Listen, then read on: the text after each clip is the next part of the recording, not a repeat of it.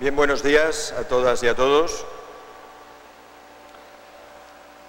El propósito fundamental de mi intervención en estos primeros minutos, y de acuerdo con el título de este taller, Derechos y responsabilidades colectivas, es en el marco de un debate bastante generalizado que estamos teniendo estos días aquí en este fórum sobre la idea de crisis de civilización hegemónica y sobre la necesidad de buscar nuevos paradigmas alternativos. En este marco, plantear la discusión entre dos visiones sobre los derechos y sobre los derechos humanos. Una visión dominante, hegemónica, central precisamente en esta civilización que está en crisis y que es una concepción individual, individualista de los derechos y fundamentada, basada en una idea individualista de la ciudadanía.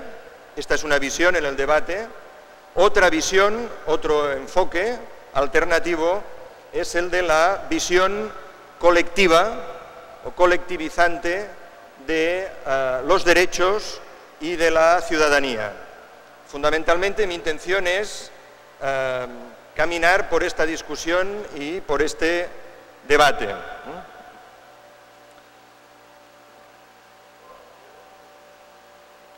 Si miramos la historia de los derechos y de los derechos humanos, por ejemplo, en particular,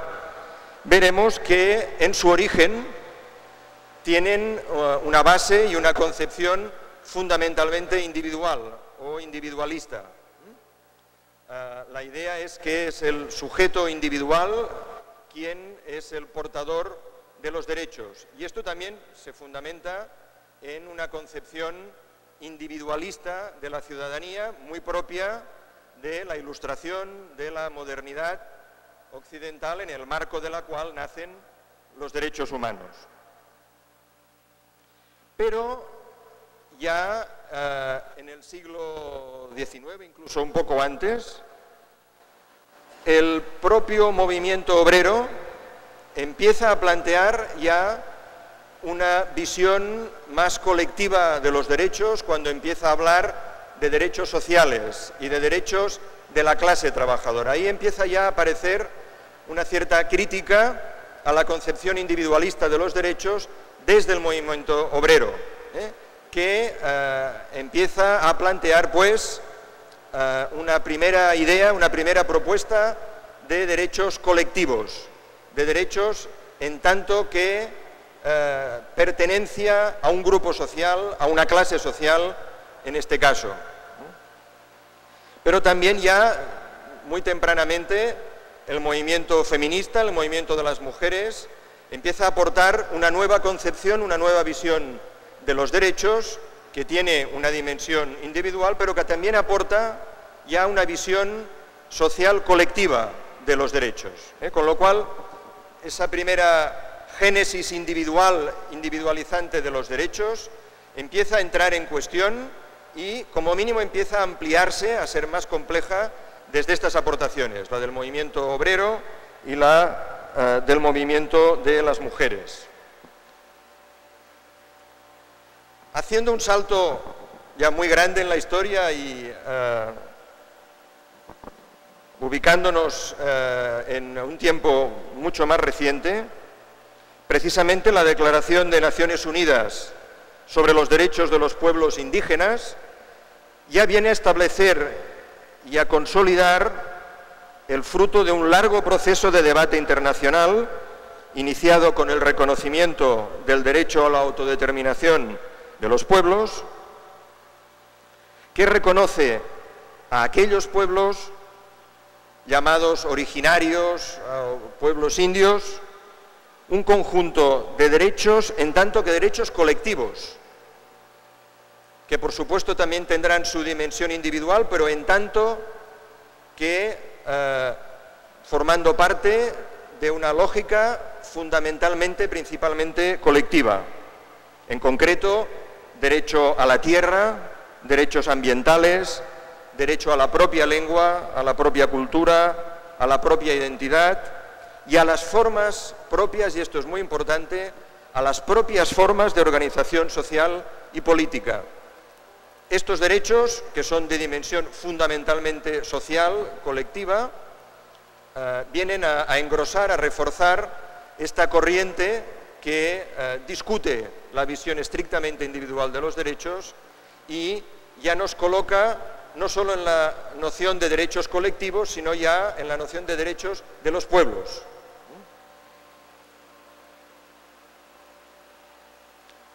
Este debate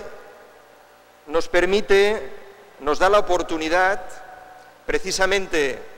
en el contexto de esta búsqueda de nuevos paradigmas, de paradigmas alternativos a esta crisis de civilización hegemónica que constatamos en todos los debates de estos días, nos permite ir más allá de la concepción individualista de los derechos humanos con la cual estos nacieron y que es hoy todavía la hegemónica, la dominante. Y efectivamente esta noción individualizante de los derechos humanos, basada también en la concepción liberal de la ciudadanía y a su vez fundamentada en los ideales europeos de la Ilustración y de la modernidad, ha sido y es cuestionada y discutida principalmente desde tres enfoques que la confrontan. El de la noción colectiva de la ciudadanía, el de la crítica intercultural de los derechos y el de la noción de pueblos y naciones sin Estado. Y rápidamente voy a intentar profundizar un poco en estas tres visiones que aportan un cuestionamiento radical de la idea individual de los derechos. En cuanto a la noción colectiva de ciudadanía, esta propone que la ciudadanía es una construcción social, política, que solo puede ser pensada y materializada en relación, en función del pleno ejercicio de los derechos individuales, sociales y colectivos y en el marco de una pertenencia inclusiva en una sociedad y en una comunidad concreta. Esta perspectiva crítica ha sido desarrollada principalmente por los movimientos sociales y grupos de izquierda más innovadores en un intento de superar esta concepción liberal de los derechos humanos. Desde el punto de vista de la crítica intercultural, esta plantea que los derechos y los deberes no pueden ser objeto de una única lectura y de una única interpretación igual y homogénea en todo el mundo, puesto que no son solo fruto de una supuesta racionalidad única y universal, sino también de la imposición violenta de la cultura hegemónica occidental y de sus intereses. Desde esta óptica no cabe un modelo único y homogéneo de derechos y deberes, sino una concertación de estos, fruto de un debate democrático que respete la diversidad de culturas y tradiciones y su proceso continuo de actualización o de modernización. Según este enfoque, la dinámica fundamental que caracteriza a cada sociedad en un momento concreto viene dada por una tensión, por un debate dialéctico entre derechos individuales y derechos colectivos. Algunas de estas visiones, algunas de estas versiones de los derechos colectivos llegan incluso a cuestionar la validez universal y dogmática, sobre todo la validez dogmática, del paradigma de la Ilustración y de la modernidad occidental, respetándolo, valorándolo y considerándolo, pero como una contribución, como un aporte, entre otros, igualmente válidos, que vienen de otras tradiciones y de otras experiencias civilizatorias, con lo cual el proyecto de la modernidad occidental y europea ya no sería reconocido como el proyecto que tiene que ser finalmente para todo el mundo, sino como un aporte que va a discutir en plano de igualdad con otras visiones.